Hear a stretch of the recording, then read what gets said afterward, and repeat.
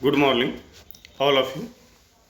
आज हम लोग पढ़ेंगे यूनिट 1 का इम्पोर्टेंट क्वेश्चन। जो इस क्वेश्चन को हम लोग पढ़ चुके हैं, आज इसको हम लोग रिवीजन करेंगे।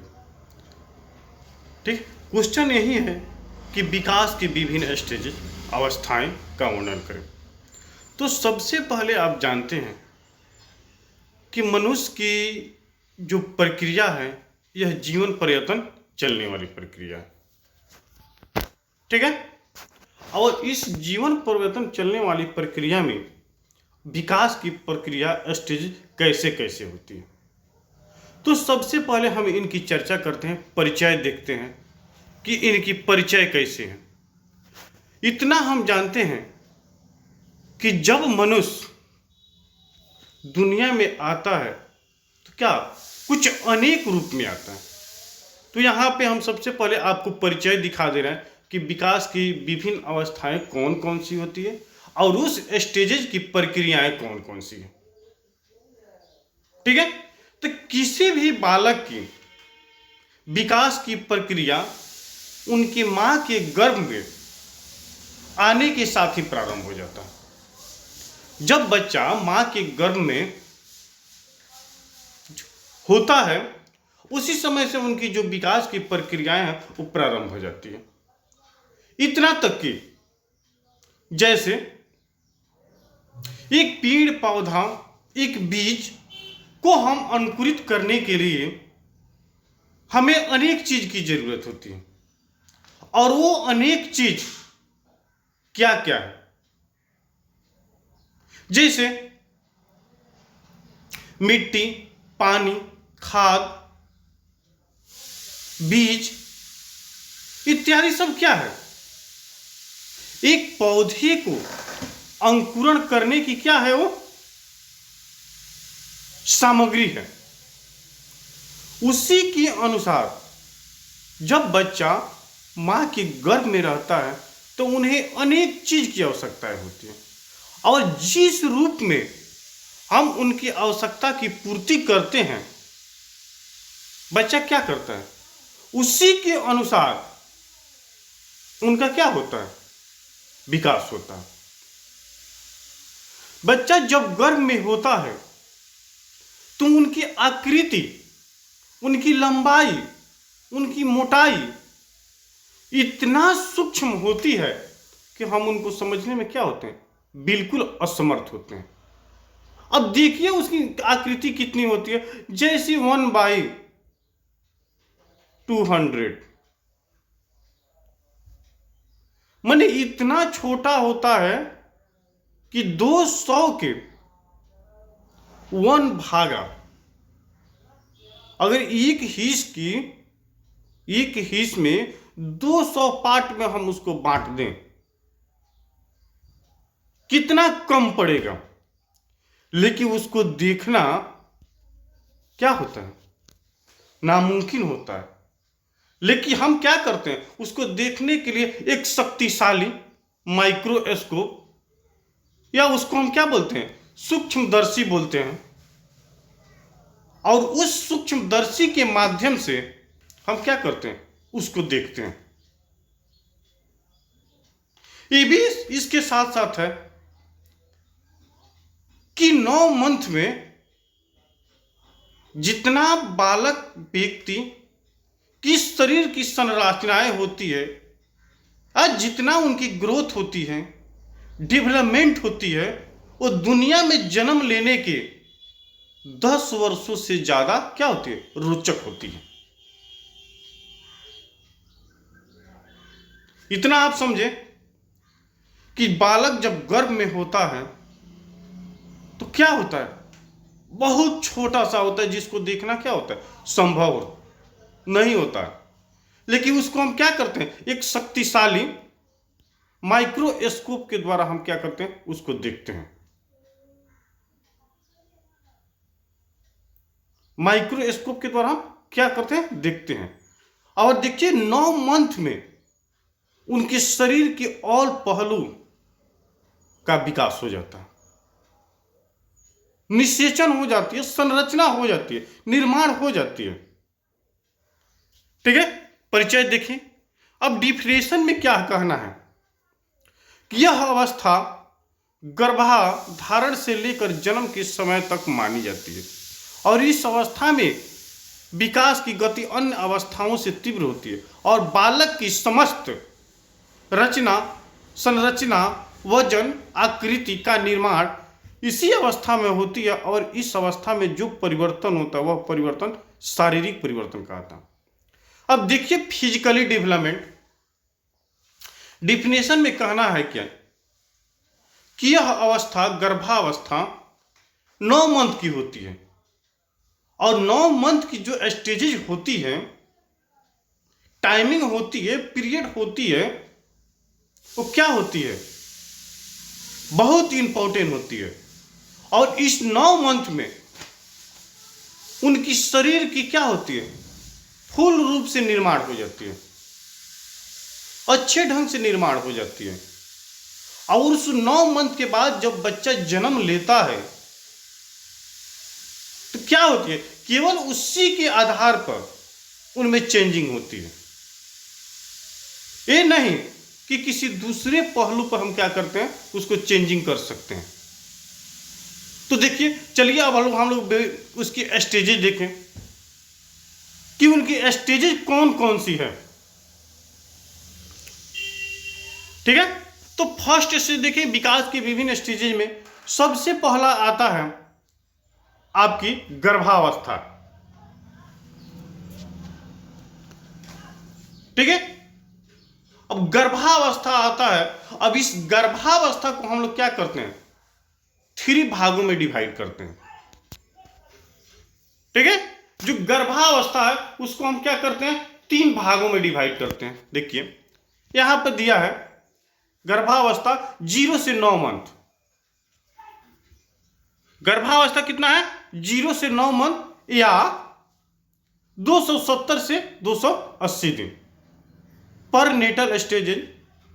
और यह अवस्था गर्भाधारण से लेकर जन्म के समय तक मानी जाती है और इस अवस्था में विकास की गति अन्य अवस्थाओं से तेज होती है और बालक की समस्त आकृति, भार, वजन इत्यादि का निर्माण हो जाता है। इसी अवस्था में और भी अवस्थाएं जो परिवर्तन होती है, जिनको हम क्या बोलते हैं, फिजिकली स्टेजेज बोलते हैं। ठीक है, जो टोटल 9 मंथ की स्टेजेज होती है उसको हम गर्भावस्था बोलते हैं। लेकिन उस गर्भावस्था को, स्टेजेज को हम लोग क्या करते हैं, 3 पार्ट में डिवाइड करते हैं। फर्स्ट में 3 पार्ट में कौन कौन से डिवाइड करते हैं, पर नेटल स्टेज। ठीक है, अब पर नेटल स्टेज जब होता है उसको टोटल को हम क्या बोलते हैं, गर्भावस्था बोलते हैं। लेकिन फर्स्ट की प्रक्रिया यह है जिसको हम बोलते हैं क्या, डिंबा, ओवम, ओवम स्टेजेज या डिंबा स्टेजेज या डिंबा अवस्था। इनकी जो टाइमिंग होती है वो कितने दिन की होती है, 0 से लेकर 2 सप्ताह। और इस स्टेजेज में उनकी आकृति बिल्कुल नहीं होती है, बट होती है। डिंबा स्टेज का मतलब हुआ क्या कि जो गर्भाधारण है, जो गर्भ में है, उसी में इनकी आकृति एक अंडे की समान होती है। जैसे एग होता है तो एग तो बड़ा होता है, लेकिन इनकी आकृति सूक्ष्म होती है, एक अंडे की समान होती है। वो गर्भाशय में चारों तरफ क्या होते हैं, दौड़ते रहते हैं। वो किसी निश्चित स्टेज पे नहीं होते, किसी निश्चित पॉइंट पे नहीं होते। गर्भ में चारों तरफ क्या होते हैं, वो राउंड लगाते रहते हैं, चक्कर लगाते रहते हैं, जिसको हम क्या बोलते हैं, डिंबा स्टेज बोलते हैं। उसके बाद हम देखते हैं क्या, पिंडा स्टेज, सरफेस। सरफेस में होता है क्या, इनकी टाइमिंग होती है, इनकी पीरियड होती है, इनकी समय होती है 3 सप्ताह से 2 माह तक। इनकी टाइमिंग क्या होती है, 3 सप्ताह से 2 माह तक। और इस स्टेजेज में बच्चे की क्या होती है, शरीर की संरचनाएं निर्माण हो जाती है। कुछ पहलू पे सबसे पहले क्या होती है, बच्चे की सिर की निर्माण होती है, और सबसे अंतिम में क्या होती है, उनकी पैर की निर्माण होती है। डिंभा में उसकी आकृति अंडे की समान थी, पिंडा में गई तो उसकी शरीर की क्या हो गया, निषेचन निर्माण होने लगी। और यह क्या होता है, तीसरे सप्ताह से प्रारंभ होकर 2 माह तक, और यह क्या होता है, निश्चित हो जाता है गर्भ में। इस स्टेजेज में उनकी कोई प्रॉब्लम होती है तो हम क्या किसी डॉक्टर से मिलकर क्या करते हैं, उसका सॉल्यूशन निकाल सकते हैं, उसको दिखा सकते हैं, उसके विषय में जान सकते हैं। बट जब भ्रूणावस्था में जाते हैं, भ्रूण में जाते हैं, इम्ब्रो स्टेजेज में जाते हैं, तो इनकी जो टाइमिंग होती है वो क्या होती है, 3 माह से 9 माह तक, 3 मंथ से 9 मंथ तक। लेकिन इसमें यह प्रक्रिया है कि इसमें हम किसी प्रकार की चेंजिंग नहीं कर सकते हैं। गर्भ में बच्चे की निर्माण जिस रूप में होती है, बच्चा क्या होता है, उसी रूप में जन्म लेता है। अगर फिजिकली प्रॉब्लम होगा तो बच्चा फिजिकली प्रॉब्लम के अनुसार ही जन्म लेगा।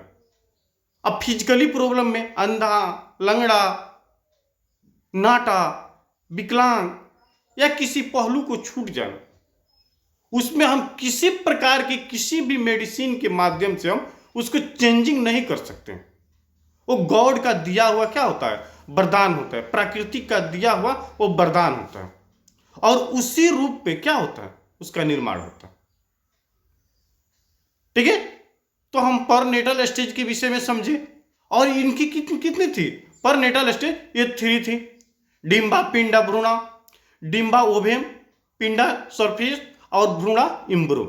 तीनों को हम लोग अच्छे से समझ सके। उसके बाद की नेक्स्ट की स्टेजेज होती है, ये तो कितना था, गर्भा स्टेज 9 मंथ तक का था, जब तक बच्चा क्या था, किसी दूसरे इन्वायरमेंट में था, यहां की इन्वायरमेंट में नहीं आया था। लेकिन अब हम चलते हैं 6वां स्टेजेज, इनफेंसी।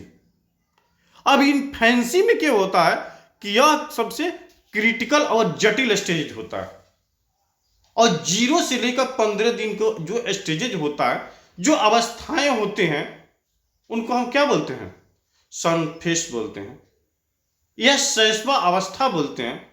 अब देखिए, इसमें क्रिटिकल स्टेज ये है कि जब बच्चा किसी दूसरे इन्वायरमेंट से किसी दूसरे इन्वायरमेंट में प्रवेश जब करता है तो क्या होता है, उनके लिए बहुत कठिन होता है, और इस समय बच्चे पर विशेष फोकस की जरूरत होती है, विशेष ध्यान की जरूरत होती है, ताकि बच्चा कहां से आया है, किसी दूसरे इन्वायरमेंट से किसी दूसरे इन्वायरमेंट में आया है,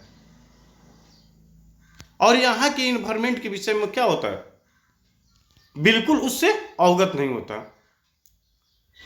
ठीक है, चलिए तो हम इसको समझ लिए, और इसीलिए उस पर क्या होता है, विशेष फोकस की जरूरत होती है, विशेष ध्यान देने की जरूरत होती है। समय समय पर उनकी जितनी आवश्यकताएं होती है उसको देखने की जरूरत होती है। उस स्टेज में बच्चा को हम छोड़कर कहीं दूसरे स्थान पर नहीं जाते हैं, हमेशा उस बच्चा पे हम क्या करते हैं, केयर करके रहते हैं, केयर करते रहते हैं, देखते रहते हैं। चलिए तो इसके अगला पॉइंट हम देखते हैं, क्या, बचपना स्टेज। बचपना स्टेज होता है क्या, जैसे 6वां अवस्था समाप्त होती है, उसके बाद का जो समय होता है, 15 दिन के बाद का समय होता है, तीसरा सप्ताह प्रारंभ होता है, तीसरा सप्ताह से 2 ईयर का होता है बचपना अवस्था। और बचपना अवस्था बालक के सामूहिक खेल में रुचि लेते हैं, प्रेम, प्रशंसा, जिज्ञासा, हंसना, रोना इत्यादि भाव को प्रकट करते हैं या प्रारंभ करते हैं। कहने का तात्पर्य यहां पे है कि जब बच्चा तीसरे सप्ताह में जाता है और 2 ईयर तक होता है, तो बच्चा दुनिया के किसी चीज से अवगत नहीं होता। बच्चा हमेशा खेलना, हंसना, रोना इत्यादि जानता है।